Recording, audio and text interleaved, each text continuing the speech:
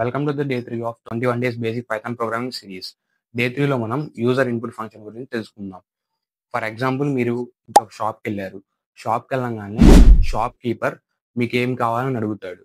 So మీరు మీకు ఇష్టం వచ్చిన item like for example samosa కానీ కూల్ డ్రింక్ కానీ అలా ఆర్డర్ చేస్తారు. మీరు ఆర్డర్ చేసిన వెంటనే ఆ అంకుల్ నోట్బుక్లో నోట్ చేసుకుంటారు.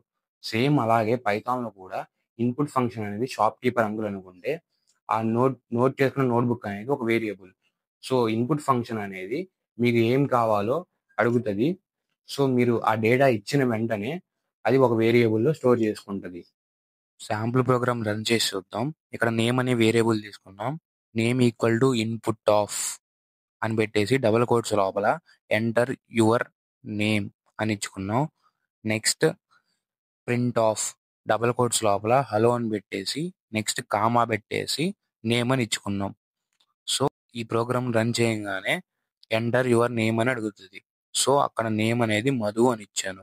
హలో మధు అని ప్రింట్ అవుతుంది.